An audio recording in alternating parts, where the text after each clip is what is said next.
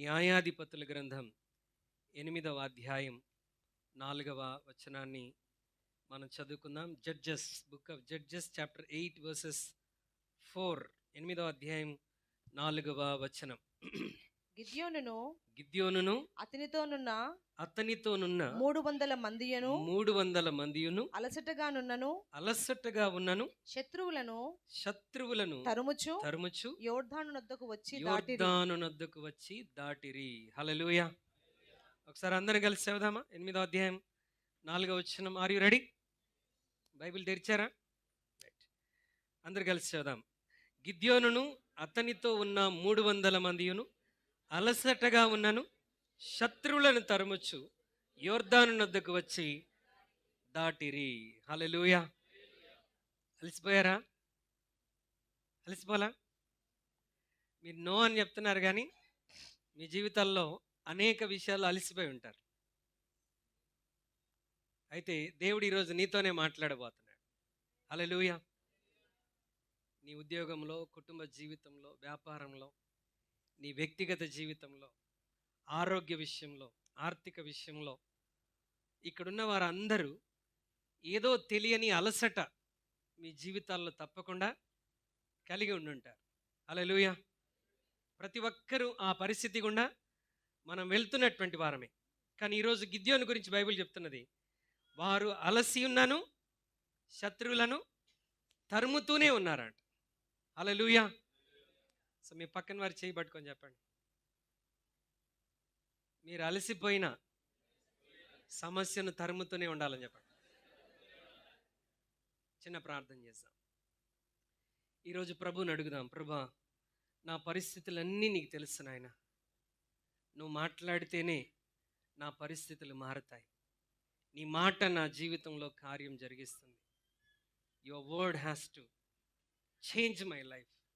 నీ వాక్కు ద్వారా నా జీవితంలో కార్యం జరిగించండి ప్రభా అని ప్రభు యొక్క సహాయాన్ని మనం కోరుకుందాం. ప్రతి ఒక్కరూ దేవుని అడుగుదాం, అయ్యా నాతో మాట్లాడండి ప్రభా, నాతో మాట్లాడండి నాయన అని దేవుని సహాయాన్ని మనం అడుగుదాం. హల్లెలూయా. Thank you Lord. పరమ తండ్రి, కృప కలిగిన మా ప్రభా నీకు వందనాలు.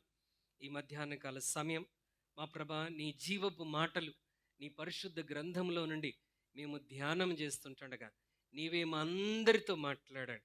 నీ వాక్యపు వెలుగులో మా జీవితాలు సరిచేయండి. మేము వినువారు మాత్రమే ఉండి మమ్మను మేము మోసపుచ్చుకొనకుండా నీ వాక్య ప్రకారం ప్రవర్తించే వారముగా మా జీవితాలు ఉండగలిగినట్లుగా మా ప్రభా, ఈరోజు అలసిన మా జీవితాల్లో ఒక విడుదల, ఒక ఆశీర్వాదం, ఒక అద్భుతం, ఒక విజయం పొందగలిగినట్లుగా నీ వాక్కుతో మమ్మను దర్శించి మహిమ పొందమని పరిశుద్ధాత్మ సహాయము కోరుకుంటూ యేసు నామములో ప్రార్థించి వేడుకొనుచున్నాము తండ్రి.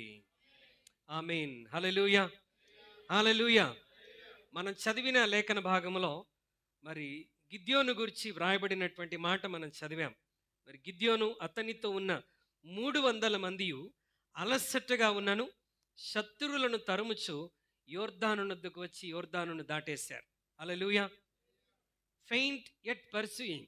అలసిపోయినప్పటికీ వారు చేరవలసిన గమ్యాన్ని ఇంకా ప్రయాసపడుతూ చేరుకొని దాటినట్లుగా మనం చూస్తున్నాం. యెషయా గ్రంథం 60వ అధ్యాయం 22వ వచనం కూడా ఒకసారి చదవండి. Isaiah chapter 60 versus 22. వారిలో ఒంటరైన వాడు, గమనించండి, వారిలో ఒంటరి అయిన వాడు 1000 మంది అగును. ఎన్నిక లేనివాడు బలమైన జనమగును. యెహోవానగు నేను తగిన కాలమున ఈ కార్యమును త్వరపెట్టుదును. ఇక్కడ ఏమన్నాడంటే, ఎన్నిక లేని వారు బలమైన జనమగుదురు. Small at strong. నువ్వు చిన్నవాడవై ఉండవచ్చు, ఎన్నిక లేని వాడవై ఉండవచ్చు, బలహీనమైన వాడు ఉండవచ్చు, కానీ దేవుడు వాగ్దానం చేస్తున్నాడు, నిన్ను బలమైన జనముగా దేవుడు చేస్తాడంట. Are you believing that? Every word which proceeds from the mouth of God will give us life. దేవుని నోట నుండి వచ్చే ప్రతి మాట మనకు జీవమును, బలమును, పరిష్కారాన్ని తప్పకుండా అనుగ్రహిస్తుంది. హల్లెలూయా. ఇక్కడ 2 విషయాలు జ్ఞాపకం చేస్తున్నాడు. ఒకటి, అలసి ఉన్నాను, ముందుకు కొనసాగటానికి దేవుడు సహాయం చేస్తాడు. రెండవది, మనం బలహీనముగా ఉన్నప్పటికీ మనల్ని బలమైన జనముగా దేవుడు చేయబోతున్నాడు. ఇంకొక వాగ్దానం చదవండి. కీర్తన 29:11 చదువుదాం. కీర్తన 29:11. యెహోవా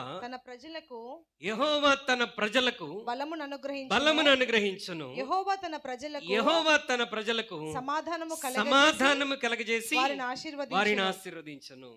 హల్లెలూయా. ఇవన్నీ వాగ్దానాలు మీరేం చేయాలి?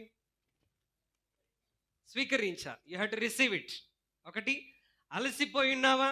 తరమటానికి దేవుడు శక్తిని ఇవ్వబోతా ఉన్నాడు. బలహీనముగా ఎన్నిక లేని వారుగా ఉన్నారా? బలమైన జనముగా దేవుడు నిన్ను చేయబోతా ఉన్నాడు. హల్లెలూయా. ఇక్కడ ఏమన్నాడు? యెహోవా తన ప్రజలకు బలం అనుగ్రహించును, తన ప్రజలకు సమాధానము కలగజేసి వారిని ఆశీర్వదిస్తాడు. తరమటానికి శక్తిని ఇస్తాడు.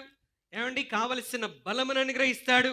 నీ జీవితంలో నెమ్మదిని, సమాధానాన్ని దేవుడు తప్పకుండా అనుగ్రహిస్తాడు. ఈ 3 గిద్యోను జీవితంలో దేవుడు నెరవేర్చాడు. గిద్యోను జీవితంలో దేవుడు ఈ 3ంటిని నెరవేర్చాడు. అలసటగా ఉన్న గిద్యోను శత్రువులను తరుముతూ విజయం పొందుకున్నాడు. బలహీనముగా ఉన్నటువంటి గిద్యోను బలమైన జనముగా శత్రువుల మీదకి వెళ్ళి విజయాన్ని సాధించాడు. గిద్యోను విజయం పొందిన తర్వాత దేవుడు తనను ఆశీర్వదించి 40 సంవత్సరాలు దేశమంతట్లో గొప్ప సమాధానాన్ని, నెమ్మదిని దేవుడు అనుగ్రహించాడు. హల్లెలూయా. ఈరోజు గిద్యోను జీవితంలో నుండి ఒక 4 పాఠాలు మనం నేర్చుకోబోతున్నాం. గిద్యోను గురించి చాలాసార్లు మనం చదివాం. We have meditated most of the time. Fasting 21 days fasting ప్రేయర్స్లో 2 సార్లు గిద్యోను గురించి మనం ధ్యానం చేశాం. బైబిల్ గ్రంథంలో ఒక్కొక్కసారి ఒక్కొక్క రీతిగా ఒకే వచనం నుండి దేవుడు మనందరితో మాట్లాడుతూనే ఉంటాడు. హల్లెలూయా. అందుకే దీన్ని జీవవాక్యం అని అన్నాం. It is a fountain. ఇది జీవజలం. మనం ఎంత తోడుకున్నా దానిలో నుండి జీవాహారం బయటికి వస్తూనే ఉంటుంది. ప్రతిరోజు ఒక నూతనమైన విధానంతో దేవుడు మనందరితో మాట్లాడుతూనే ఉంటాడు. హల్లెలూయా. గిద్యోను జీవితంలో నుండి ఈరోజు 4 పాఠాలు మనం నేర్చుకోబోతా ఉన్నాం. 4 పాఠాలు నేర్చుకోబోతున్నాం. First thing, Gideon's present. గిద్యోను యొక్క అర్పణ. అందరు చెప్పండి, గట్టిగా చెప్పాలి. గిద్యోను విజయానికి కారణం ఫస్ట్ థింగ్ ఏంటంటే గిద్యోను యొక్క అర్పణ. న్యాయాధిపతుల గ్రంథం 6వ అధ్యాయం 2వ వచనాన్ని ఒకసారి చదవండి. Book of judges chapter 6:2. మిద్యానీయుల చెయ్యి ఇశ్రాయేలుల మీద హెచ్చాయిన గనుక వారు మిద్యానీయుల ఎదుట నిలవలేక కొండలోనున్న వాగులను గుహలను దుర్గములను తమకు సిద్ధపరచుకొనిది. హల్లెలూయా. దేవుడు నేనే మీకు దుర్గం అంటే వీరు దేవునికి దూరం అయిపోయి అపవిత్రతను తెచ్చుకొని వారి జీవితాల్లో దేవుణ్ణి అనుసరించకుండా దేవుణ్ణి విడిచిపెట్టి తిరుగుతున్నప్పుడు దేవుడు వారిని ఎవరి చేతికి అప్పగించాడు? మిద్యానీయుల చేతికి అప్పగించాడు. మిద్యానీయులు వారిని నలుగొడతా ఉంటే ఎక్కడ దాక్కోవాలో తెలియక వారు కొండల్లోనున్న వాగులను గుహలను వారికి దుర్గములుగా సిద్ధపరచుకున్నారు. చాలా సంవత్సరాలు మిద్యానీయుల చేత దేవుని ప్రజలని పిలువబడుతున్నటువంటి ఇశ్రాయేలులు అనగగొట్టబడ్డారు. మిద్యానీయులు కనబడితే చాలు గుండెల్లో రైళ్లు పరిగెడితేవి. అలాంటిది గిద్యోను మరి తను పండించినటువంటి గోధుమలను కొన్నిటిని సమకూర్చుకొని మిద్యానీయుల కంట కనబడకుండా ద్రాక్ష తోటలోనికి వెళ్ళి ఒక గానుగ చాటున దాక్కొని గోధుమలను దుల్లగొట్టుకుంటూ ఉన్నాడు. ఎవ్వరికి నేను కనబడకూడదు, నువ్వెవరికైనా కనబడకపోవచ్చు, కానీ దేవునికి నీవు కనబడుతూనే ఉంటావు. దేవుని కనుదృష్టి తన ప్రజల మీద ఎల్లప్పుడూ ఉంటుందండి. హల్లెలూయా. మిద్యానీయులకు కనబడద్దని దాక్కున్నటువంటి గిద్యోను దగ్గరికి దేవుడు దూతను పంపించి మాట్లాడుతున్నాడు. పరాక్రమము గల బలాఢ్యుడా. ఆ మాట చదవండి. 12వ వచనం. యెహోవా దూత అతనికి కనబడి, పరాక్రమము గల బలాఢ్యుడా, యెహోవా నీకు తోడై ఉన్నాడని చెప్పగా దేవుని వాక్కు గిద్యోను దగ్గరికి వచ్చి అంటున్నది, పరాక్రమము గల బలాఢ్యుడా. బలాఢ్యుడు గిద్యోను పిరికివాడు. బలాఢ్యుడైతే ఏం చేసేవాడు? బతికితే బతికాను, చస్తే సత్యాన్ని, వెళ్ళిపోయి ఒక 10 మందినైనా చంపేస్తారని ధైర్యంగా వెళ్ళేవాడు. పిరికివాడై భయపడిపోయి మిద్యానీయులకి ఎదురు పడకుండా గానుగ చాటును దాక్కొని గోధుమలను దుల్లగొట్టుకొనుచుంటే దేవుని దూత ప్రత్యక్షమై దేవుడు తనతో మాట్లాడుతుంటున్నాడు, పరాక్రమము గల బలాఢ్యుడా, ప్రభు నీకు తోడై ఉన్నాడు. హల్లెలూయా. ఈరోజు పిరికి వారిగా, బలహీనులుగా, ఎన్నిక లేని వారుగా, అలసిపోయినటువంటి వారముగా, ఇక నా వల్ల కాదు, ఇంత మట్టుకు చాలును, నేను పోరాడలేను, నా వల్ల కాదు, ఈ శ్రమలు తట్టుకోవటం నా వల్ల కాదు, ఈ అవమానాలు తట్టుకోవటం నా వల్ల కాదు, ఈ నిందలు భరించటం నా వల్ల కాదు, ఈ శ్రమలో నుండి నేను దాటుకొని రావటం నా వల్ల కాదని ఒకవేళ నువ్వు బలహీన పడిపోయి ఉంటే దేవుడు నీతోనే మాట్లాడితే ఏమంటాడు తెలుసా? పరాక్రమము గల బలాఢ్యుడా, ప్రభు నీకు తోడై ఉన్నాడు. హల్లెలూయా. దేవుడు మాట్లాడుతున్నట్టుగా మీరు మీ పక్క వారితో మాట్లాడి ఆ మాట చెప్పండి.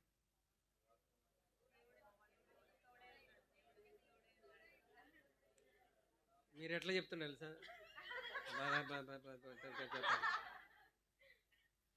నత్తి వచ్చిందా మీకు? రాలేదు కదా. మీరు ఎట్లా ఆ మాట కూడా ఎలా చెప్పాలి? కొంచెం పరాక్రమంతో చెప్పాలి. మీరు చెప్పే విధానంలోనే అవతలి వారి బలహీనత వెళ్ళిపోవాలి.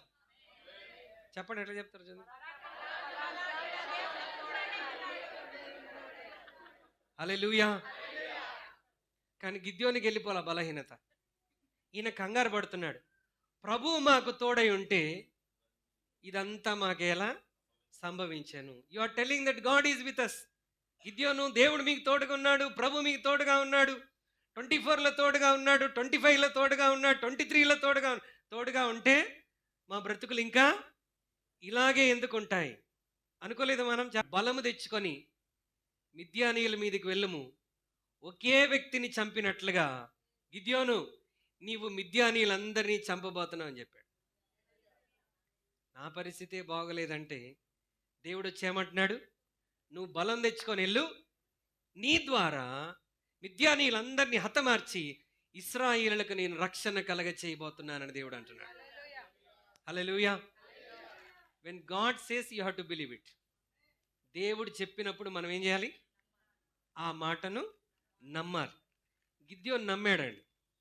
గిద్యోను నమ్మాడు, కానీ తనకి కొన్ని కన్ఫర్మేషన్స్ కావాలి. గిద్యోను నమ్ముతున్నాడు కానీ హీ నీడ్స్ సమ్ కన్ఫర్మేషన్స్. నేను బ్యాక్గ్రౌండ్లో డీటెయిల్గా వెళ్ళదలచలేదు. ఇప్పుడు ఎట్టకేళ్ళకు ఒప్పుకున్నాడు వెళ్ళటానికి ఒప్పుకున్నటువంటి గిద్యోను ఇప్పుడు దేవుని దగ్గర ఒక సూచన అడుగుతా ఉన్నాడు. న్యాయాధిపతుల గ్రంథం 8వ అధ్యాయం 17వ వచనం. న్యాయాధిపతుల గ్రంథం. మరియు నతడు పెనియేలు గోపురమును పడగొట్టి ఆ ఊరి వారిని చంపెను. 7వ అధ్యాయం 17వ వచనం. మరియు నతడు పెనియేలు గోపురమును పడగొట్టి ఆ ఊరి వారిని చంపెను.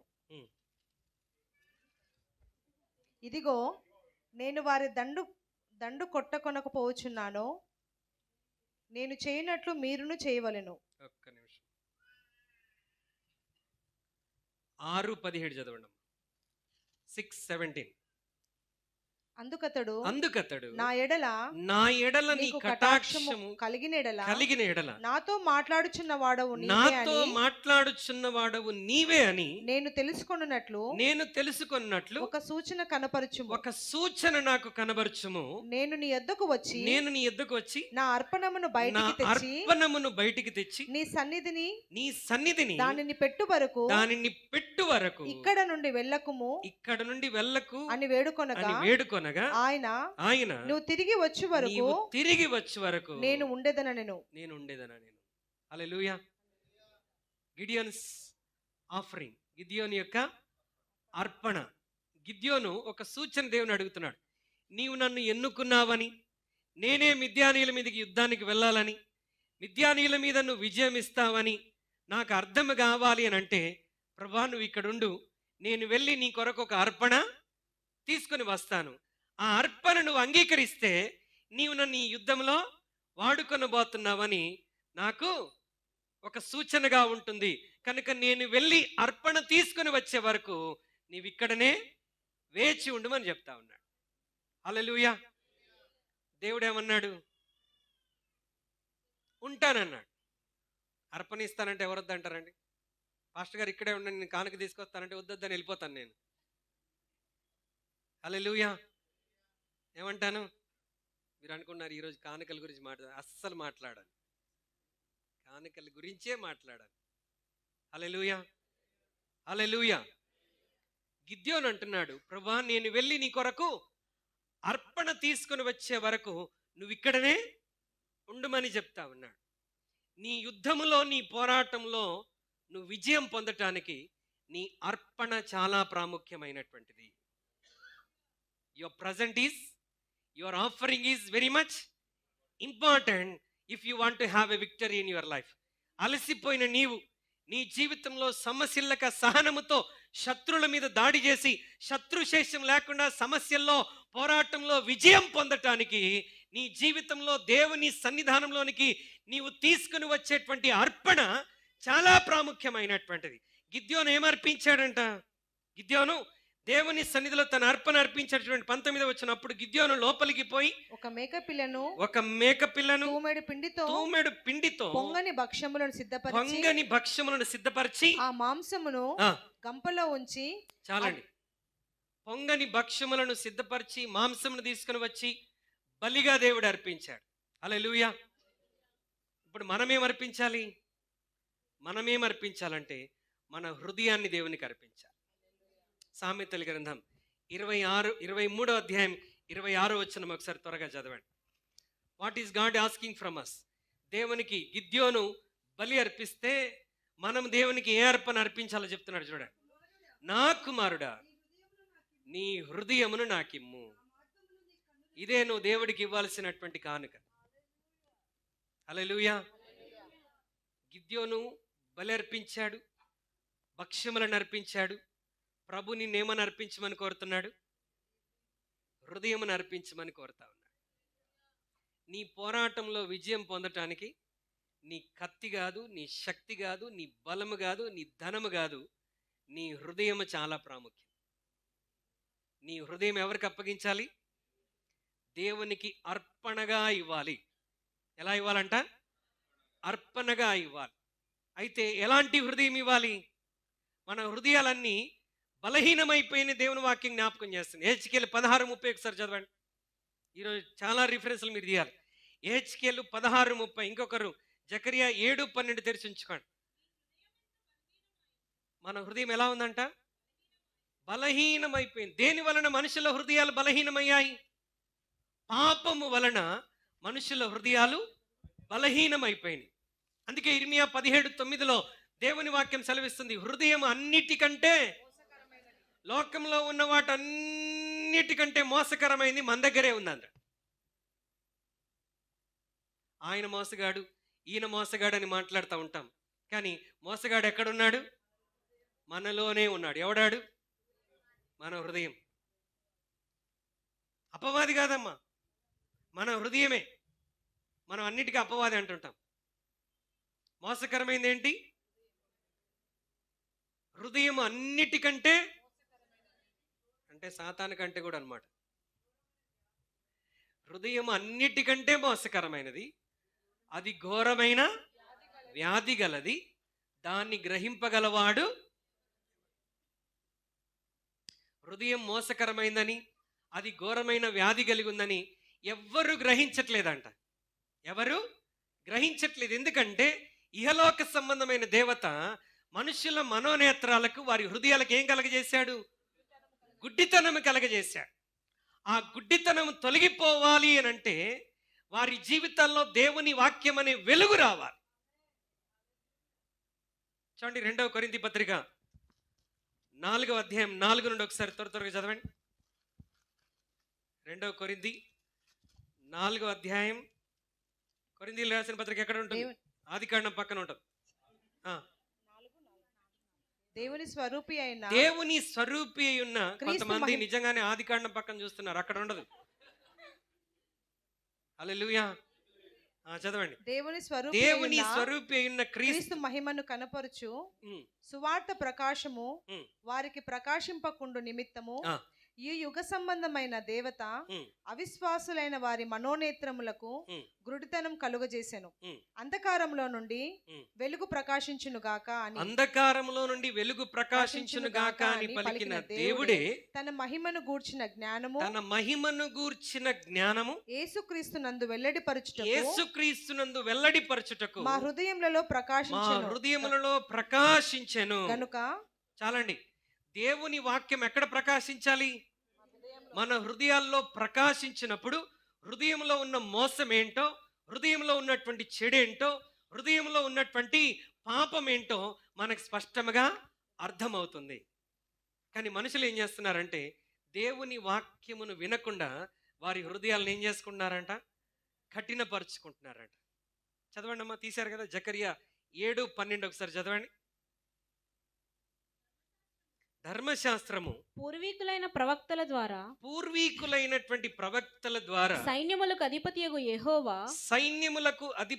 యెహోవా తన ఆత్మ ప్రేరేపణ చేత తెలియజేసిన మాటలను, జాగ్రత్త వినండి, తన ఆత్మ ప్రేరేపణ చేత తెలియజేసిన మాటలను తాము వినకుండునట్లు హృదయములను కురువిందము వలె కఠినపరుచుకొనిరి గనుక సైన్యములకు అధిపతియగు యెహోవా యొద్ద నుండి మహోగ్రత వారి మీదకి వచ్చెను. దేవుని ఉగ్రత వారి మీద ఎందుకు వచ్చిందంట? దేవుని వాక్యం వినకుండా ఏమైపోయినట్టు వారి హృదయాలను వారు కఠినపరుచుకున్నారంట. Their hearts were harden. చాలా మంది దేవుని బిడ్డలు వారి జీవితాల్లో వారి హృదయాలను కఠినపరుచుకున్నారు.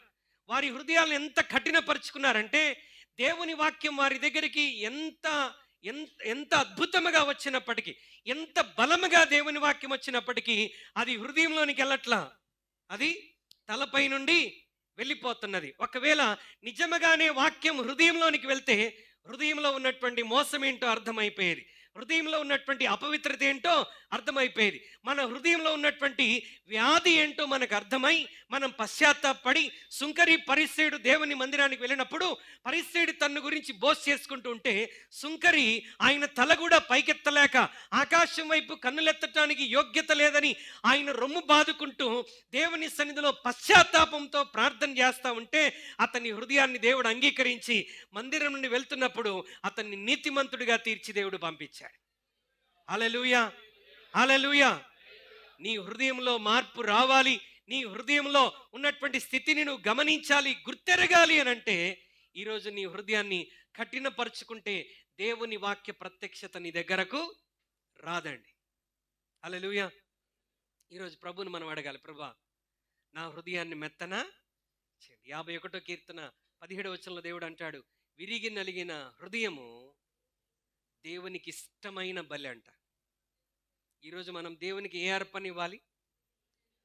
విరిగి నలిగిన హృదయం అనేటువంటి అర్పణను మనం దేవునికి ఇవ్వాలి. If you are willing, God will change your heart. నీకు ఇష్టమైతే ప్రభువా నా హృదయాన్ని మార్చండి, నా హృదయాన్ని మెత్తన చేయండి, నా హృదయంలో ఉన్న మోసాన్ని తొలగించండి, నా హృదయంలో ఉన్న అపవిత్రతను తీసివేయండి, నా హృదయంలో ఉన్నటువంటి వ్యాధిని తొలగించండి అని నువ్వు ప్రార్థన చేస్తే యెహెజ్కేలు 36:25లో దేవుడు నీకు ఒక వాగ్దానం ఇస్తున్నాడు. చూడండి, యెహెజ్కేలు గ్రంథం 26వ అధ్యాయం 36వ అధ్యాయం 25వ వచనం. మీ అపవిత్రత యావత్తు పోవునట్లు నేను మీ మీద శుద్ధ జలము చల్లుదును, మీ విగ్రహముల వలన మీకు కలిగిన అపవిత్రత అంతయు తీసివేసేదాను. నూతన హృదయం మీకు ఇచ్చేదను. జాగ్రత్త వినండి, ఏ హృదయం ఇస్తాడంట? నూతన హృదయం మీకు ఇచ్చేదను, నూతన స్వభావం మీకు కలగజేసేదను. రాతి గుండె మీలో నుండి తీసివేసి మాంసపు గుండెను మీకు ఇచ్చేదను. నా ఆత్మను మీ యందుంచి. అప్పుడు ఏం జరిగిద్దంట? దేవుడు తన ఆత్మను మన యందుంచి నా కట్టడలను అనుసరించి వారిగాను నా విధులను గైకొను వారిగాను మిమ్మును చేసేదను. నీకు ఇష్టమైతే దేవుడు శుద్ధ జలమును, పాత నిబంధనలో శుద్ధ జలమును జల్లుతున్నాడు. నూతన నిబంధనమైనటువంటి మన జీవితాల్లో దేవుడు శుద్ధ రక్తమును, యేసు రక్తమును మన కొరకు ప్రోక్షించి మన హృదయాలను ఏం చేస్తున్నాడు? ఆయన పవిత్రపరిచి మన హృదయాలను నూతన పరుస్తున్నాడు. మన హృదయంలో ఉన్న అపవిత్ర అంతటిని పోగొట్టి రాతి గుండెను తీసివేసి దేవుడు మాంసపు గుండెను మనకిస్తున్నాడు. ఆ విరిగి నలిగిన హృదయాన్ని, నూతన పరచబడిన హృదయాన్ని, వ్యాధి తొలగించుకున్న హృదయాన్ని, మోసము నా హృదయంలో ఉందని నీ మోసం అంతటిని ప్రభు సన్నిధిలో ఒప్పుకొని పశ్చాత్తాపడి పవిత్రముగా మారినటువంటి హృదయాన్ని తీసుకుని వచ్చి ఎవరికి అర్పించాలి?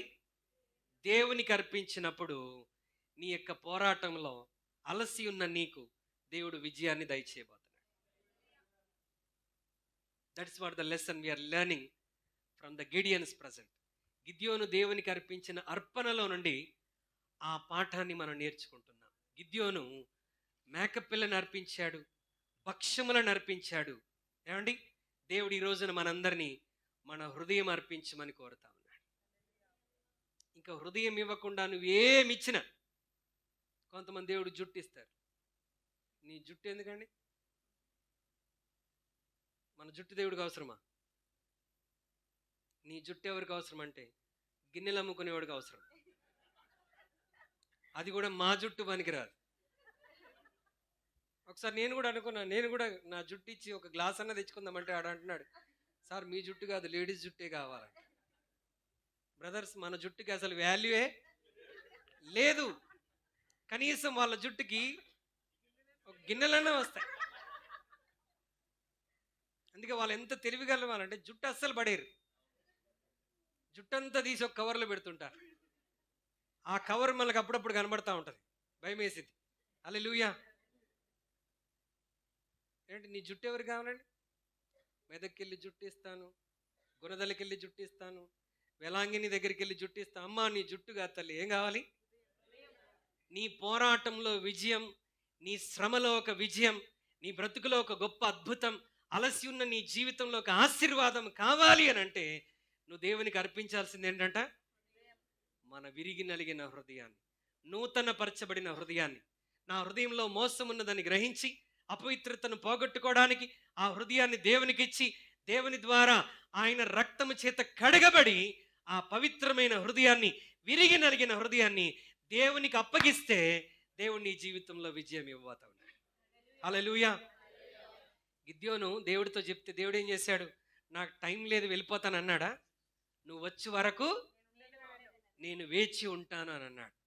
ప్రతి ఆదివారం, ప్రతి ప్రార్థనలో, ప్రతి దినం దేవుడు నీ హృదయం కొరకు నువ్వు అర్పిస్తావని దేవుడు నీ కొరకు ఎదురు చూస్తూనే ఉంటాడు. Even today God is waiting for your heart.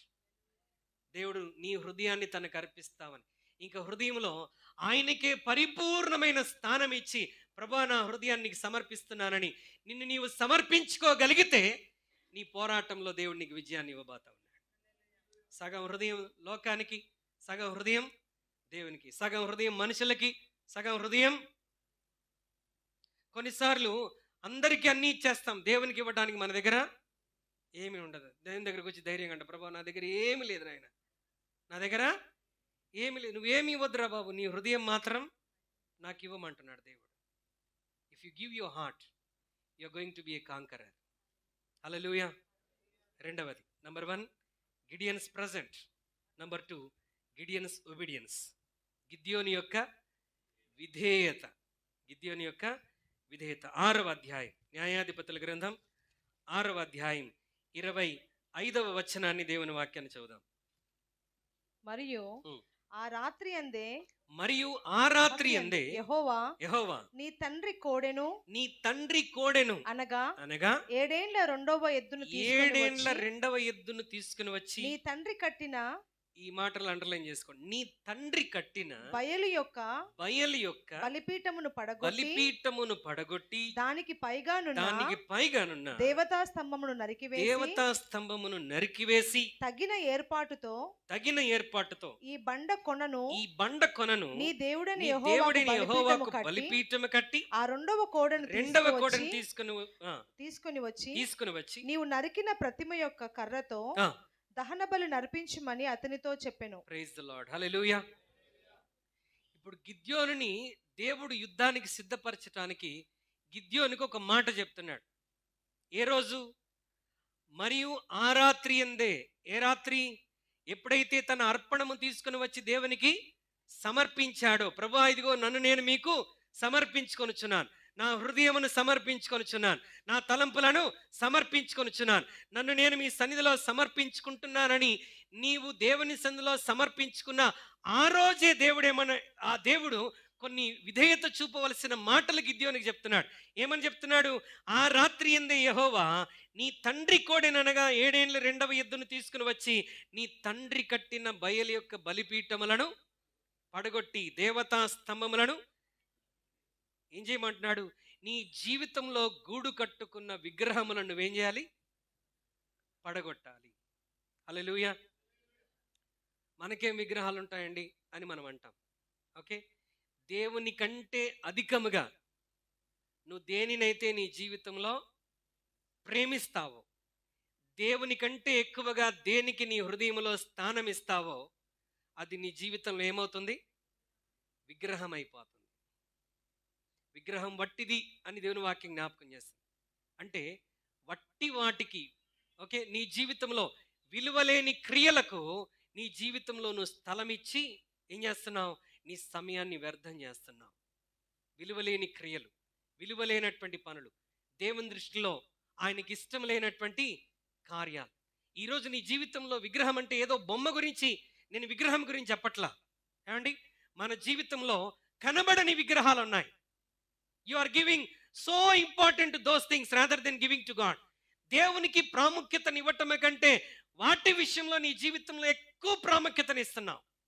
Bible చదవటం కంటే వాటి గురించి ఎక్కువ సమయం, ప్రార్థన చేయటం కంటే నీ హృదయంలో ఉన్న వాటి కొరకు ఎక్కువ సమయాన్ని నువ్వు ఇవ్వటం, దేవుని సన్నిధికి రావటం కంటే వాటి గురించి ఎక్కువగా నీ సమయాన్ని వెచ్చించటం. హల్లెలూయా.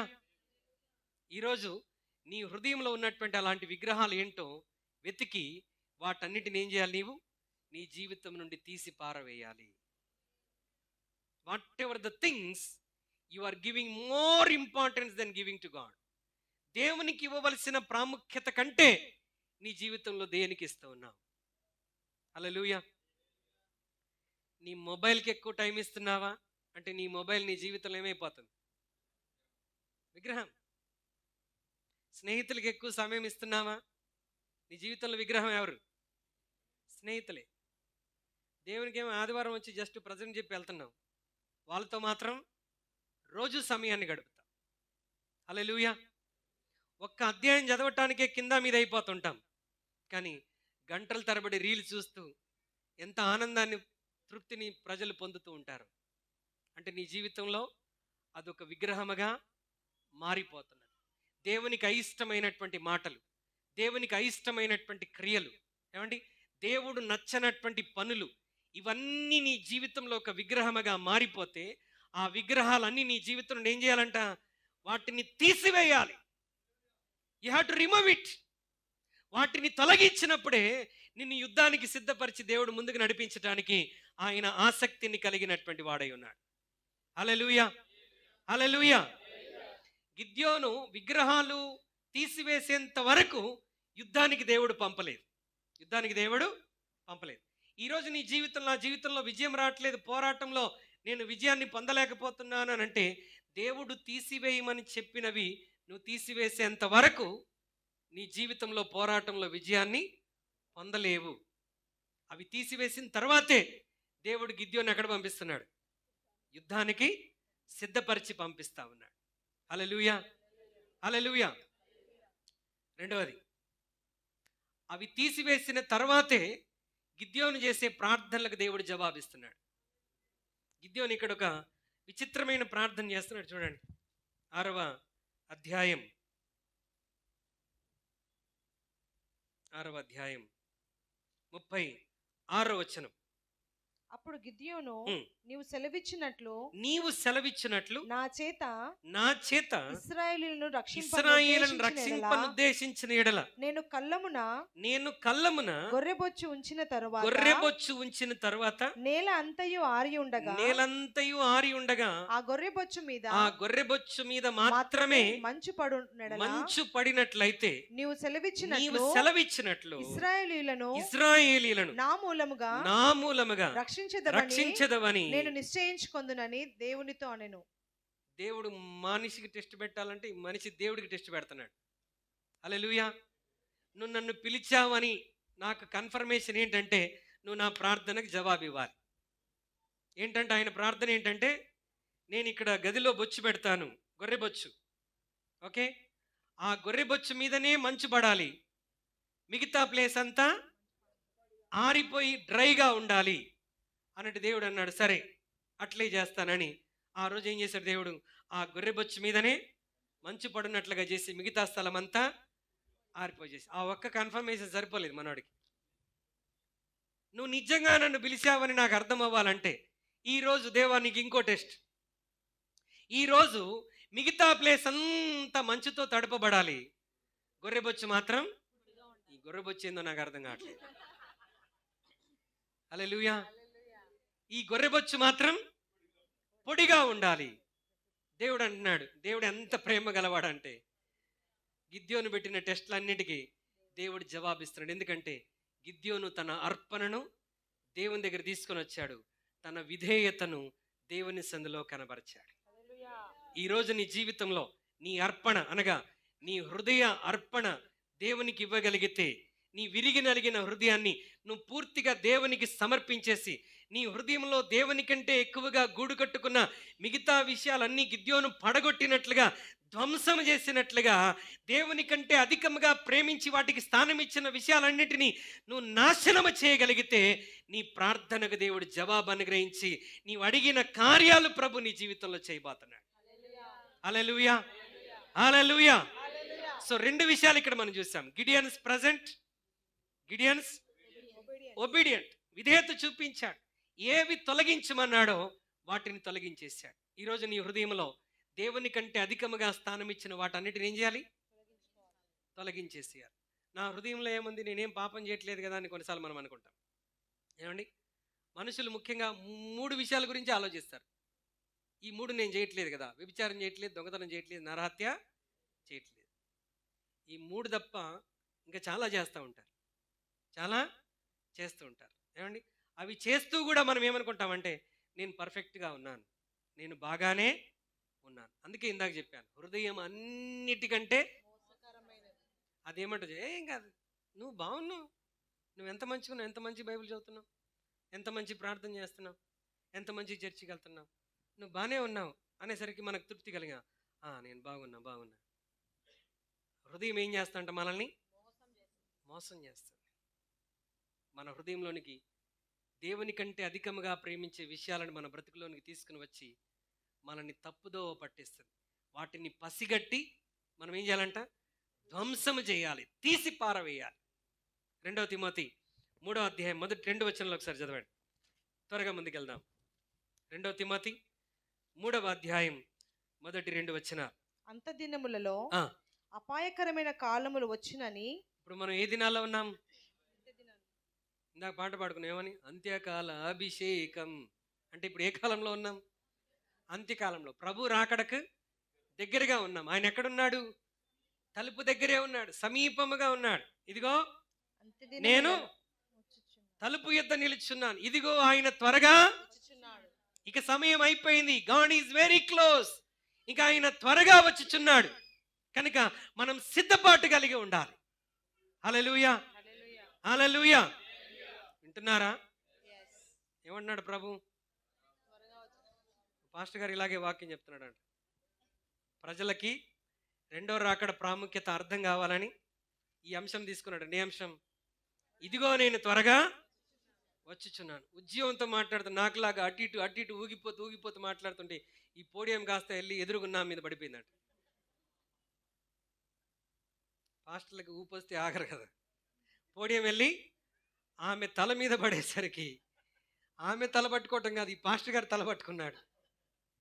గెస్ట్ స్పీకర్గా వచ్చాడు చర్చికి. వెళ్ళి ఆమె చేతులు పట్టుకొని బ్రతిలాడుతూ, అమ్మా తప్పు అయిపోయిందమ్మా, క్షమించండి. ఆమె అంటుంది, మీ తప్పేమి లేదు సార్, మీరు ఇందాక నుండి చెప్తూనే ఉన్నారు నేను త్వరగా వస్తున్నాను మీరు చెప్తున్నారు, నేనే వినలేదు. వినకుండా నేను నిద్రపోతున్నాను, దేవుడు నాకు శిక్ష ఇచ్చాడు అన్నదాడు. హల్లెలూయా. ప్రభు రాకడ అతి సమీపంగా ఉన్నది. అంచె దినాల్లో మనము ఉన్నాం. ప్రజలు ఎలా ఉన్నారంట చూడండి. అంత్య దినములలో అపాయకరమైన కాలములు వచ్చునని తెలుసుకొనుము.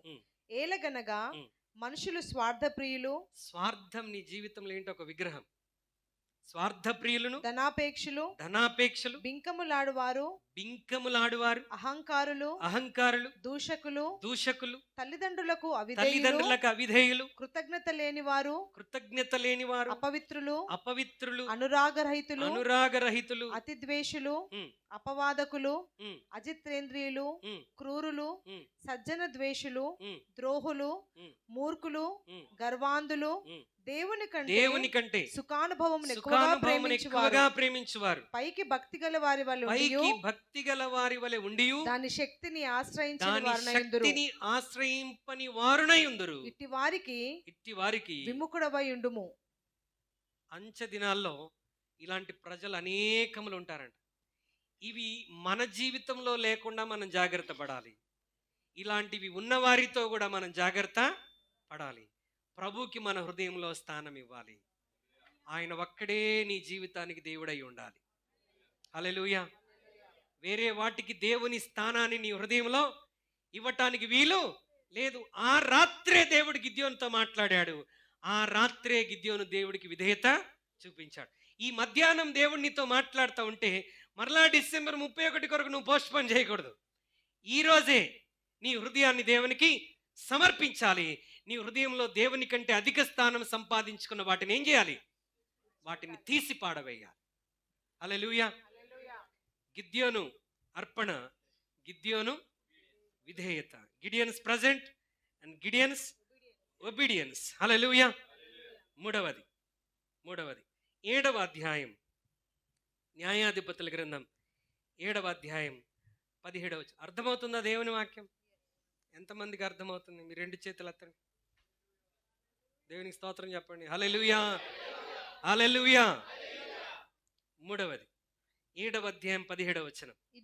ఇదిగో నేను వారి దండు కొట్టకొనకు పోవుచున్నాను. నేను చేయనట్లు మీరు చేయవలెను. మీరును చేయవలెను.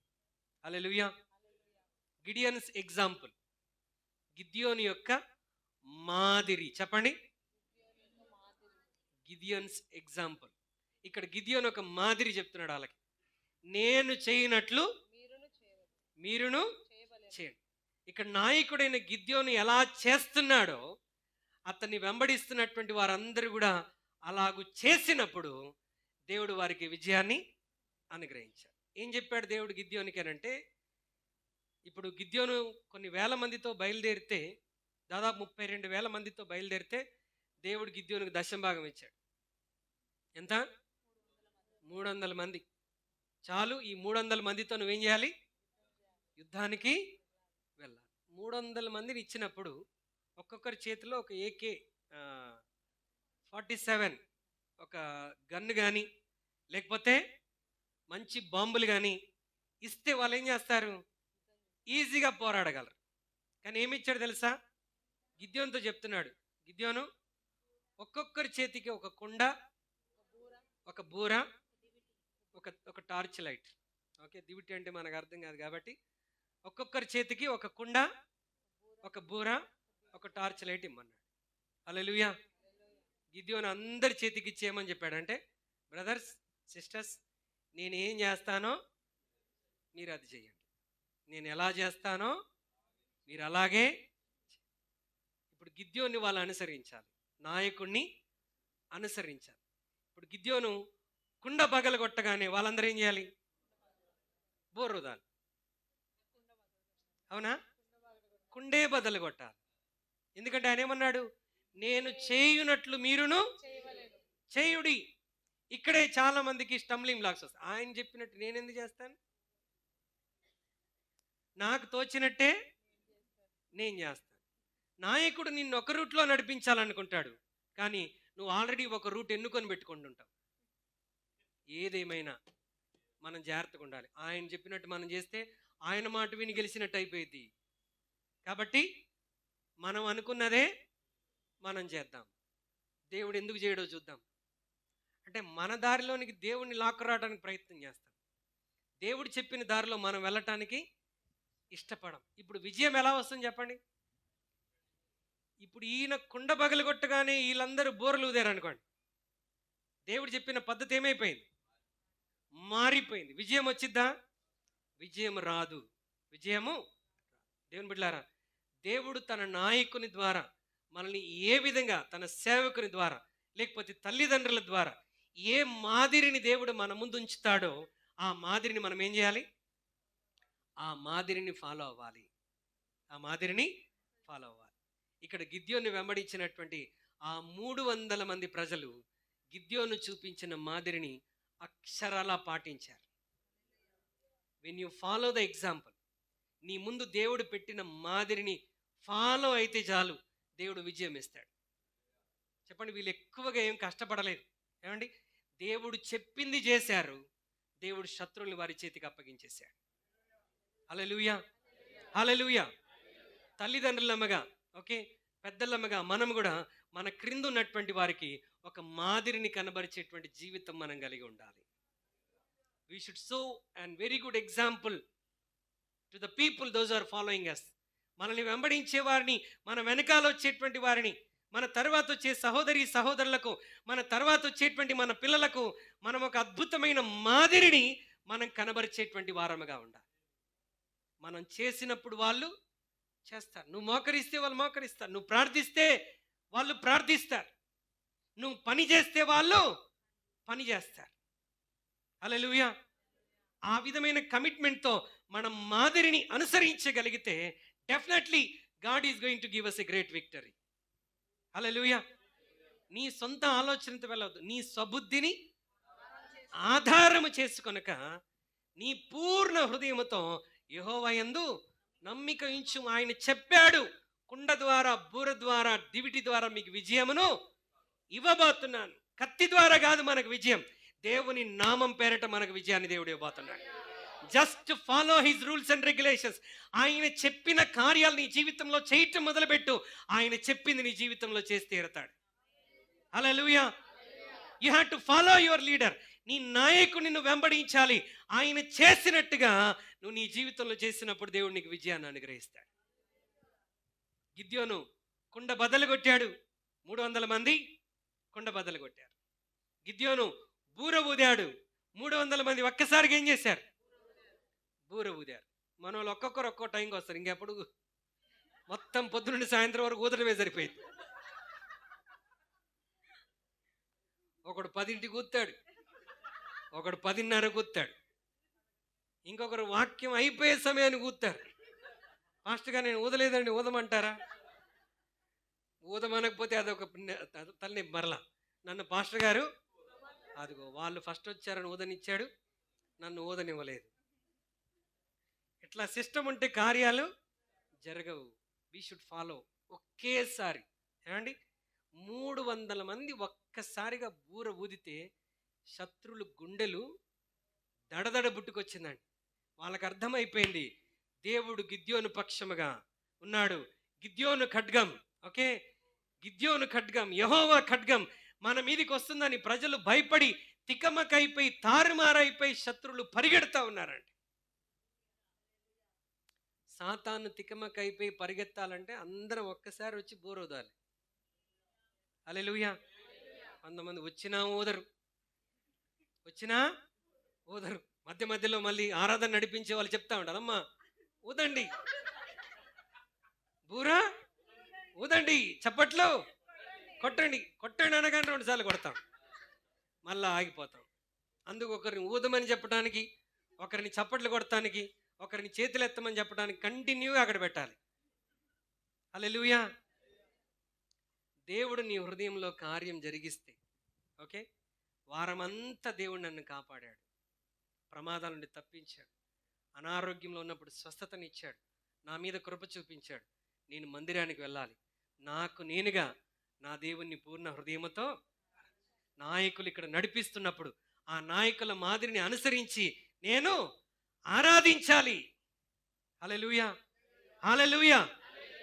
నాయకులను వెంబడిస్తూ మనం ఆరాధిస్తున్నప్పుడు, నాయకులను వెంబడిస్తూ మనం బూర ఊదుతున్నప్పుడు దేవుడు మన జీవితాల్లో నిశ్చయముగా అద్భుతాలు జరిగిస్తాడు. హల్లెలూయా. కుండను బద్దలు కొట్టారు, అందరూ కుండ బద్దలు కొట్టారు. బూర ఊదాడు, అందరూ బూర ఊదాడు. గిద్యోను దివిటి శత్రువుల వైపు ఊపాడు, 300 మంది ఒక్కసారిగా దివిటీలు ఊపేసరికి భయపడిపోయారు శత్రువులు. తికమక అయిపోయి వారిలో వారిలే పొడుచుకోవటం, పరిగెత్తటం, తన్నుకోవటం సరిపోయింది. హల్లెలూయా. శత్రువులు పట్టుకొని తరమటం, చంపటం మొదలుపెట్టారు గిద్యోను. గిద్యోను ఖడ్గము, యెహోవా ఖడ్గము. హల్లెలూయా. కత్తితో కాదండి మన జీవితంలో విజయం, విధేయతతో దేవుడు మన ముందుంచినటువంటి మాదిరిని అనుసరించుటలో దేవుడు మన జీవితాలను కార్యాలు జరిగిస్తాడు. Whenever you come to God's present, నేను మొన్న కూడా జ్ఞాపకం చేశాను, నువ్వు చర్చిలోకి రాగానే దేవుని సన్నిధితో ఏమైపోవాలి? కనెక్ట్ అయిపోవాలి. ఎవరో వచ్చి నీతో కనెక్ట్ చేయవసరం లేదు. ఇప్పుడు మనం చర్చిలో రాగానే నా వైఫై కనెక్ట్ అయిపోయింది, బీడీసీ వైఫైతో కనెక్ట్ అయిపోయింది, నెట్ పనిచేస్తాడు. నువ్వు మందిరానికి రాగానే ఏమైపోవాలి? మందిరంలో అడుగు పెట్టకముందే నువ్వు కనెక్షన్తో వచ్చేయాలి దేవుని సన్నిధిలో కనెక్ట్. ఇంకా నీకు వేరే బిజినెస్ ఏమీ లేదు. ప్రభు ఇక్కడ చూపుతున్న మాదిరిని అనుసరిస్తూ మనం దేవుణ్ణి ఆరాధించటమే. నువ్వు ఆరాధిస్తుంటుండగా దేవుడు అద్భుతాలు చేయబోతున్నాడు. Hallelujah. Gideon's present, Gideon's obedience, Gideon's example. 4వ మాట గిడియన్స్ పర్సివరెన్స్, గిద్యోని యొక్క సహనం. చెప్పండి. 8వ అధ్యాయం 4వ వచనాన్ని మనం చదువుకుందాం. అయిపోయింది, ముగించబోతున్నాను. గిద్యోనును ఉమ్. అతనితోనున్న 300 మందియును ఉమ్. అలసటగా నున్నను ఉమ్. శత్రువులను తరుముచు గిద్యోనును అతనితో ఉన్న 300 మంది అలసటగా ఉన్నను శత్రువులను తరుముచు యోర్దాను యొర్దాను నొద్దకు వచ్చి దాటిరి. అతడు- హల్లెలూయా, హల్లెలూయా. అలసిపోయారు. ఏమండి? శత్రువులను తరిమి వారిని చంపి ఏమైపోయారు? అలసట వస్తుందా లేదా? పని చేసేవాడే అలసిపోతాడు. పని చేయనడికి అలసట ఏమంటే చెప్పండి? వాడు కూర్చొని అలసిపోతాడు. కొంతమందికి ఏ పని ఉండదండి. They are TTPs. డిటిపి కాదు, టీటీపీ అంటే తింటాం, తిరగటం, పడుకోవడం. ఇది పెద్ద బిజినెస్ వాళ్ళకి. ఏంట్రా అంటే బిజీగా ఉన్నాను సార్. ఏం చేస్తున్నావు అంటే నేను టీటీపీ చేస్తున్నాను. టీటీపీ చేస్తున్నాడు అంటే ఏం చేస్తున్నాడని అర్థం? తింటున్నాడు, తిరుగుతున్నాడు, పడుకుంటున్నాడు అని. ఇలాంటి ఒక యవనస్తుడు, ఒక పెద్ద ఆయన రోజు కారులో వెళ్తా ఉంటే వీడు చెట్టు కింద హాయిగా చెట్టు నీడన పడుకొని తల కింద చేతులు పెట్టుకొని మంచి కాలు మీద కాలు వేసుకొని కాలు ఊపుతూ రిలాక్స్ అవుతున్నాడు. వీడు ఏ పని చేయడు అనమాట. ఈ పెద్ద ఆయన పాపం మంచి బిజినెస్ మ్యాన్. రోజు వీడిని చూశారు, వీడు ఎందుకు జీవితాన్ని నాశనం చేసుకుంటున్నాడు, వెళ్ళి కూర్చొని వాడితో మాట్లాడదామని కారు దిగి వాడి దగ్గరికి వచ్చి ఆడు పడుకోనుంటే కిందకు పెద్దోడు వచ్చాడన్న గౌరవం కూడా అడగలేదు. అయినా కూడా తల కింద చేతులు పెట్టుకున్నాడు, కాలు మీద కాలు వేసుకొని ఊపుకుంటూ ఆయనతో మాట్లాడుతున్నాడు. ఒరే తమ్ముడు, ఎందుకు రా జీవితం అంతా వ్యర్థం చేసుకుంటున్నావు, మంచిగా చదువుకోవచ్చు కదా అన్నాడు. చదువుకొని ఏం చేయాలన్నాడు. ఒరే చదువుకొని ఏం చేయాలంటావు ఏంట్రా, చదువుకుంటే నీకు మంచి ఉద్యోగం వచ్చింది, లైఫ్లో సెటిల్ అయిపోతావు అన్నాడు. లైఫ్లో సెటిల్ అయ్యి ఏం చేయాలంట? లైఫ్లో సెటిల్ అయితే వైఫ్ వస్తుంది అన్నాడు. మంచి అమ్మాయిని చూసి నీవు పెళ్లి చేసుకోవాలన్నాడు. పెళ్లి చేసుకొని ఏం చేయాలి సార్ అన్నాడు. పెళ్లి చేసుకున్న తర్వాత నీకు పిల్లలు పుడతారు, మళ్ళీ వాళ్ళని స్కూల్లో జాయిన్ చేయాలి, వారిని చదివించాలి అన్నాడు. వాళ్ళు చదివించి ఏం చేయాలన్న, వాళ్ళు కూడా ప్రయోజకులు అవుతారు, వారు పెద్దవారు అయిపోతారు, వారికి కూడా మంచి సంబంధాలు చూసి పెళ్లి చేసి పిల్లలందరినీ సెటిల్ చేయాలన్నాడంట. పిల్లలందరినీ సెటిల్ చేసి ఏం చేయాలి సార్ అన్నాడంట. ఇప్పుడు నీ బాధ్యతలన్నీ తీరిపోయినాయి కాబట్టి చక్కగా కాలు మీద కాలు వేసుకొని హాయిగా విశ్రాంతి తీసుకోవచ్చు అన్నాడు. ఇప్పుడు నేను చేసేది ఏందన్నాడు. ఆయన అనుకున్నాడండి, వీడి జీవితంలో మారడు. హల్లెలూయా, హల్లెలూయా. జీవితంలో మారడని వాడిని అలా వదిలేసి వెళ్ళిపోయాడు. పని చేసేవాడే ఏమవుతాడు? అలసిపోతాడు. గిద్యోను అలసిపోయారు, అతనితో పాటు ఉన్న 300 మంది అలసిపోయారు. మనం కూడా అలసిపోయారా? మనం వాక్యం విని అలసిపోతాం. కొన్నిసార్లు వాక్యం విని అలసిపోతాం. వినేది ఇంకా ముగించట్లేదు. కొంతమంది వాళ్ళు చూసుకోరు, నాకు చూపిస్తుంటారు వాచ్. నేను అనుకుంటాను వాళ్ళు చూస్తున్నారేమో. నేను చాలాసార్లు పొరపాటు పడ్డాను. వాళ్ళు చూసుకోరు, వాళ్ళు ఇట్లా అంటే నేను అక్కడ చూసుకోవాలన్నమాట. చూసుకొని ముగించబోతున్నాను అనాలి. ముగించబోతున్నాను అనేసరికి ఏమైంది, కొంచెం అలర్ట్ అవుతారు. అందుకు మరలా మధ్యలో ఏం చేస్తాను, బైబిల్ మూస్తాను.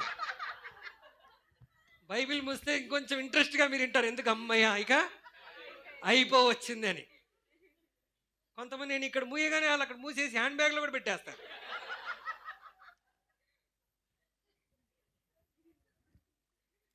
మీరు కొంచెం రిలాక్స్ అవ్వాలని మాట్లాడుతూ ఉన్నా. తీరింది అలసట. హల్లెలూయా.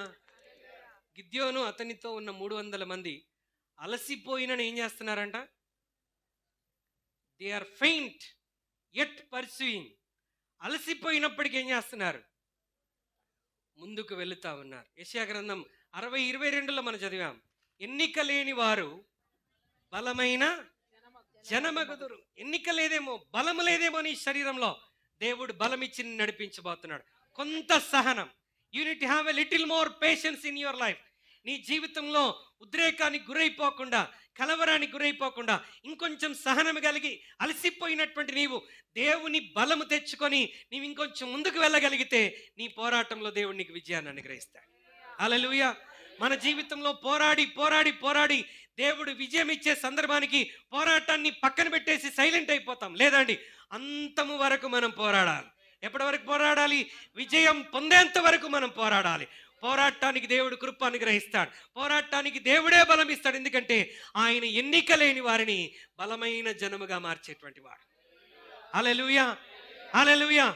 యెహోవా తన ప్రజలకు బలం అనుగ్రహించను. ఈరోజు బీడీసీలో దేవుని వాక్యం వింటున్న మనందరికీ దేవుడు నూతన బలం అనుగ్రహించునుగాక.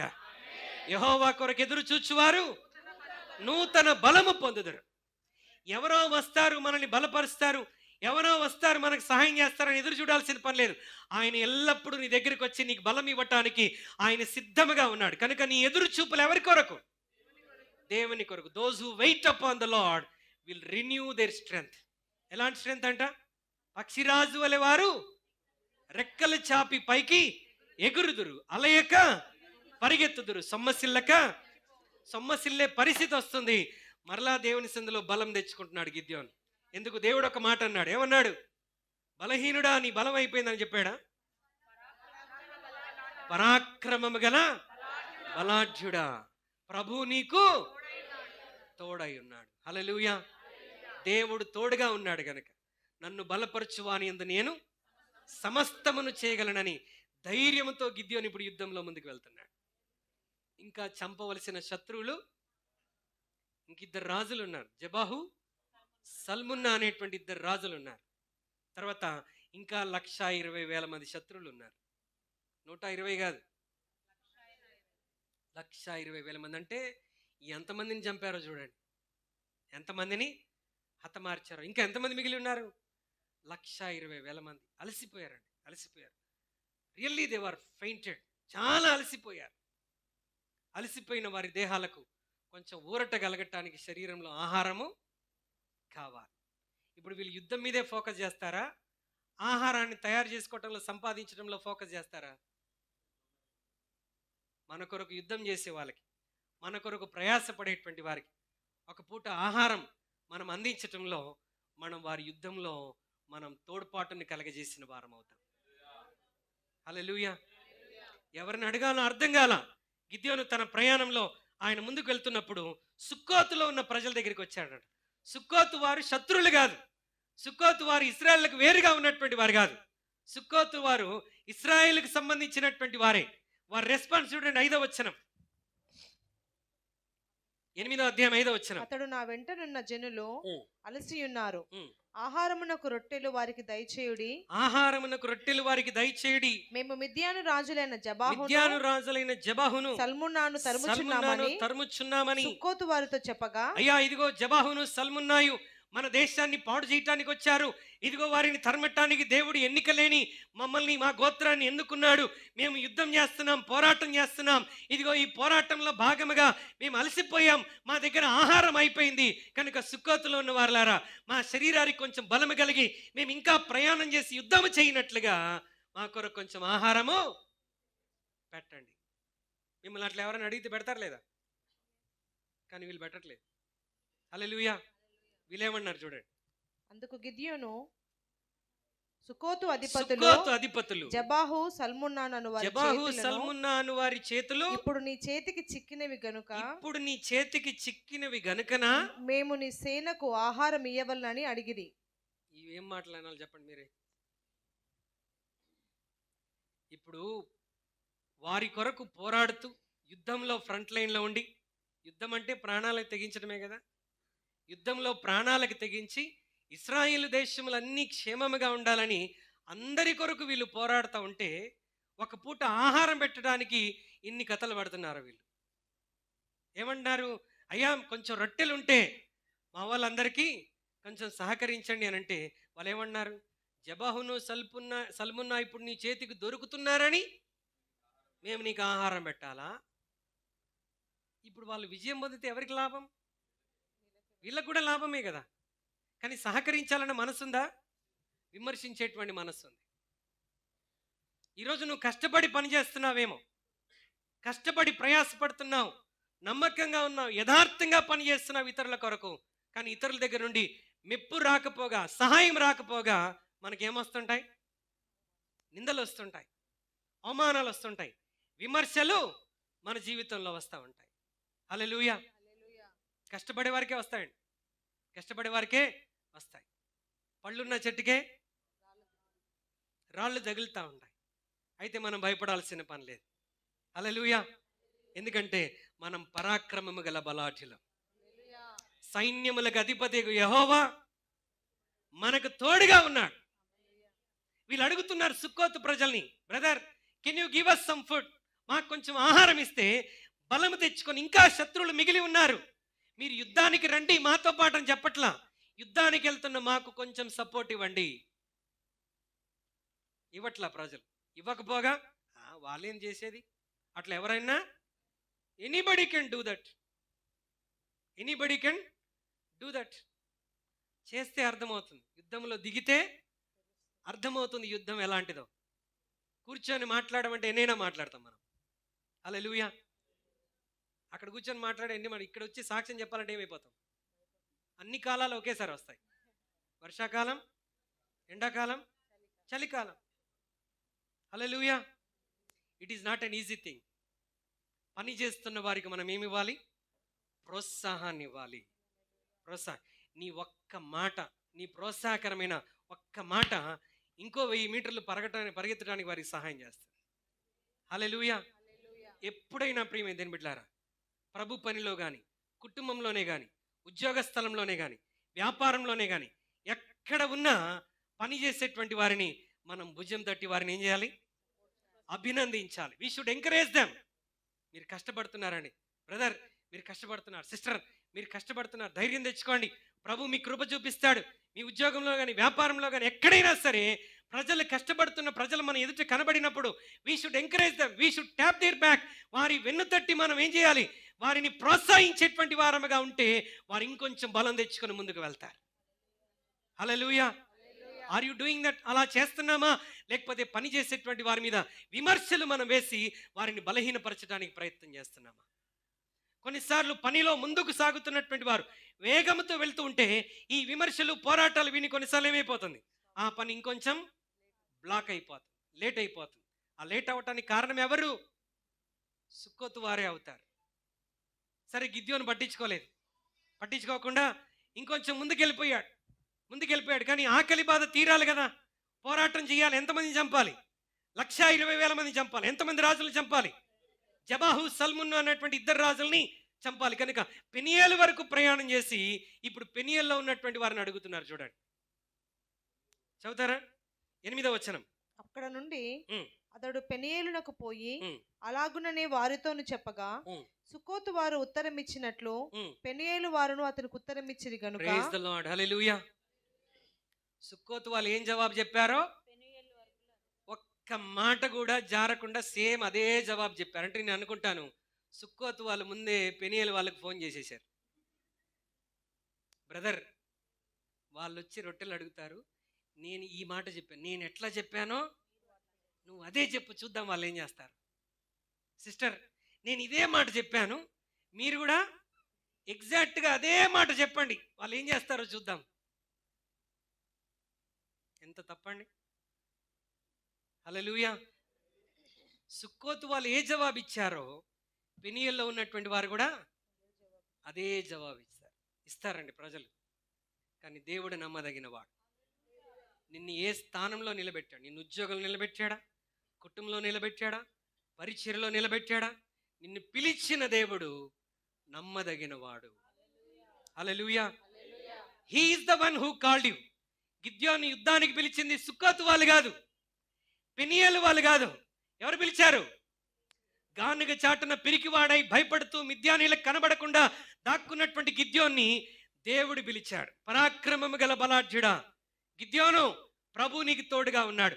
ఒకే వ్యక్తిని హతమార్చినట్లుగా మిద్యానీయులను హతమార్చబోతున్నావు. రా, బలము తెచ్చుకొని వెళ్ళి మిద్యానీయులతో యుద్ధము చేయము. He's the one who call. పిలిచిన దేవుడు నమ్మదగినవాడు. ప్రజలు కొన్నిసార్లు సపోర్ట్ ఇస్తారు, కొన్నిసార్లు సపోర్ట్ లేకుండా చేస్తారు, కొన్నిసార్లు మనల్ని ప్రోత్సహిస్తారు, అదే నోటితో మనల్ని బలహీనపరచడానికి, మన పనులను ఆటంకపరచడానికి చాలా ప్రయత్నం చేస్తుంటారు. ఒకవేళ సుక్కోతు పెనియలు ప్రజలు కలిగిన బుద్ధి మనకుంటే ఈరోజు ఆ బుద్ధిని ఏం చేయాలి? విడిచిపెట్టాలి. హల్లెలూయా. మనం ప్రోత్సహించకపోయినా పర్వాలేదు, డ్యామేజ్ చేయకూడదు. ప్రియమైనదని బిడ్డలారా, నీ నోటిని ఇష్టానుసారంగా వాడకూడదు. ఎందుకంటే విమర్శ దినమున నీవు మాట్లాడిన ప్రతి మాటకు లెక్క అప్పగించాలి. నీకు తెలుసు కొన్నిసార్లు నువ్వేం మాట్లాడుతుంటావో. వ్యతిరేకంగా మాట్లాడే ప్రతి మాటకి మనం ఒక దినాన దేవునికి లెక్క అప్పగించాలి. సుక్కోతు పెనియేలు వంటి ఆలోచన బుద్ధి మన జీవితం. We should be always an encouragers. బర్నబాల వలె మనం ఉండాలి. బర్నబా అంటే హెచ్చరిక పుత్రుడు, ఆదరణ పుత్రుడు అని అతనికి పేరు. ఈ ఆల్వేస్ ఎంకరేజెస్. పౌలుని ఎంకరేజ్ చేశాడు, అపోస్తలులను ఎంకరేజ్ చేశాడు, సంఘాన్ని ఎంకరేజ్ చేశాడు. We should be the ఎంకరేజర్స్.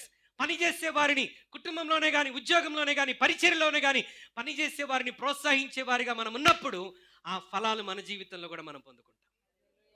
హల్లెలూయా. అయితే మనం ఏమైపోతామంటే కొన్నిసార్లు సుక్కోతు పెనియేలును చూసి వెంటనే డిస్కరేజ్ అయిపోతాం. ఆ సిస్టర్ అట్లా అన్నది, ఈ బ్రదర్ అలాగూ, సుక్కోత్ సిస్టర్ అట్లా అన్నది, పెనియేల్ బ్రదరు అలా అన్నాడు. కాబట్టి ఇప్పుడు ఈ బ్రదర్ ఏమైపోతాడు? టచ్ మీ నాట్ అయిపోతాడు. ఇంక కనబడు, ఎక్కడ కనబడు. కొంతమందికి ఏది జరిగినా మందిరానికి రానంటారు. ఏది జరిగినా అసలు మన దరిద్రం పోవాలంటేనే ఎక్కడికి రావాలి? మందిరానికి రావాలి. మందిరాన్ని రాకుండా ఉంటే ఇంకా నీ దరిద్రాన్ని తెచ్చుకున్నట్టే కదా. దేవుడి మీద అలగొద్దండి, దేవుని సన్నిధి మీద మనం అలగవద్దు. Hallelujah. Let the people talk whatever they want to talk. సుక్కోతు వాళ్ళు, పెనియేలు వాళ్ళు ఏది మాట్లాడినా గిద్యోను బలం తెచ్చుకున్నాడు, ముందుకు వెళ్ళాడు.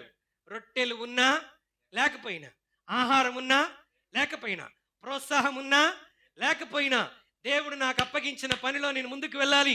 జెబాహును సల్మున్నాను నేను హతమార్చాలి.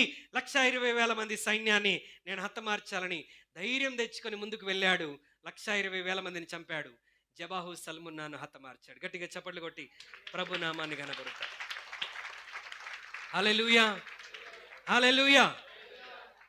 8వ అధ్యాయం 22వ వచనం. ముగించబోతున్నాను అంటే నిజంగానే ముగించబోతున్నాను. అప్పుడు ఇశ్రాయేలీయులు గిద్యోనుతో నీవు మిద్యానీయుల చేతిలో నుండి మమ్మల్ని రక్షించితివి గనుక నీవును నీ కుమారుని కుమారుడును మమ్మల్ని ఏలేవలనని చెప్పిరి. ఇప్పుడు ప్రజలందరూ వచ్చేసారు. దాంట్లో నేను అనుకుంటాను ఈ బ్యాచ్ కూడా వచ్చేసి ఉంటారు. ఈ బ్యాచ్ సుక్కోతు పెనియేలు కూడా వచ్చేసారు. చప్పట్లు కొట్టేటప్పుడు వీళ్ళు కూడా చప్పట్లు కొట్టేస్తారు. ఇప్పుడు కొట్టకండి, కొట్టేసేసి ఇప్పుడు ఏమంటున్నారు? నీవు మిద్యానీయులతో యుద్ధం చేసి వారి చేతుల్లో నుండి మమ్మల్ని రక్షించిదివి గనుక నీవు నీ కుమారుని కుమారులు మమ్మను. పొగడతలు మామూలుగా ఉండవండి. కొన్నిసార్లు ప్రజలు పొగడితే మామూలుగా ఉండదు. గిద్యోను నీకంటే మించిన వాడు లేడు. ఇంతకుముందు ఏమన్నారు? జెబాహు సల్మున్నా నీ చేతికి దేవుడు అప్పగిస్తున్నాడని మేము ఇంక రొట్టెలు ఇవ్వాలా అని. ఇప్పుడు వచ్చేమన్నారు? నీవు నీ కుమారుని కుమారుడు కూడా మాకు రాజుగా ఉండాలి. బ్రదర్, మీరు ఎంత గొప్ప పని చేశారు. ఇప్పుడు ఉప్పొంగిపోలా గిద్యోను. ఏమంటున్నాడు? అందుకు గిద్యోను నేను మిమ్మును ఏలను, నా కుమారుడు కూడా మిమ్మల్ని ఏలడు, యెహోవా మిమ్మును ఏలునని చెప్పాను. హల్లెలూయా. మన జీవితాల్లో ఏలేది ఎవరండి? యెహోవా ఏలుతాడు. గిడియోన్స్ ప్రజెంట్. గిద్యోను అర్పణ అర్పించాడు. మనం ఏమర్పించాలి? మన హృదయాన్ని అర్పించాలి. హృదయాన్ని శుద్ధి చేసుకొని దేవునికి అర్పించాలి. గిద్యోను యొక్క విధేయత, గిడియన్స్ ఒబీడియన్స్, దేవుడు ఆ రోజే ఏమైతే చెప్పాడో ఆ రోజే పూర్తిగా తను తాను దేవునికి విధేయత చూపించాడు. దేవుని కంటే అధికముగా ప్రేమించేటువంటి వాటిని ధ్వంసము చేసేసాడు. నీ జీవితంలో కూడా ఆ విధేయత రావాలి. మూడవది, నాయకుడి మాదిరి. We should follow the example, we should show the example. మాదిరిని కనబరచాలి, మాదిరిని వెంబడించాలి. నాయకుడు చెప్పినట్టుగా చేసినప్పుడు మనం విజయాన్ని పొందుతాం. 4వది గిడియన్స్ పర్సివరెన్స్. గిద్యోను అలసిపోయాడు, కనిమవుతున్నాడు, ఇంకా ముందుకు కొనసాగుతూనే ఉన్నాడు. హల్లెలూయా. ఎన్నిక లేని వారిని బలమైన జనముగా చేస్తానన్నాడు. హల్లెలూయా.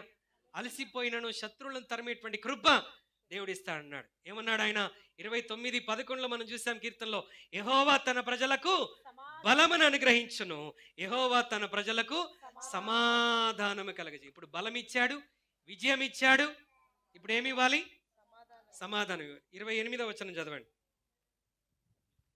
మిద్యానీయులు ఇశ్రాయేలు ఎదుట నుండి అనుపబడి అటు తర్వాత తమ తలలను ఎత్తుకొనలేకపోయిరి. గిద్యోను దినములలో దేశము 40 సంవత్సరములు నిమ్మలముగా ఉండెను. Hallelujah, hallelujah. Small but strong, faint but pursued. అలసిపోయినా తరుముతూనే వచ్చారు, చిన్నగా ఉన్న బలము కలిగి యుద్ధానికి వెళ్ళారు. దేవుడు దేశంలో 40 సంవత్సరాల నెమ్మదిని అనుగ్రహించాడు. హల్లెలూయా. నీ జీవితంలో నెమ్మది కావాలా? నీ అర్పణ, నీ హృదయార్పణ దేవుని యొద్దకు తీసుకొని రావాలి. నీ బ్రతుకులో బలము, నెమ్మది కావాలా? దేవుడు చెప్పిన మాటకు విధేయత చూపించాలి. నీ జీవితంలో విజయం సాధించి నెమ్మది నొందాలా? దేవుడు ఏర్పాటు చేసిన మాదిరిని మనము అనుసరించాలి. విజయం పొందాలా? అలసిపోయినను, ప్రజలు సహకరించకపోయినను సహనముతో మనం ముందుకు వెళ్ళి పోరాడాలి. దేవుడే మనకు బలం అనుగ్రహించి మనకు విజయాన్ని దయచేస్తాడు. అట్టి కృప దేవుడు మనందరికీ దయచేయనుగాక.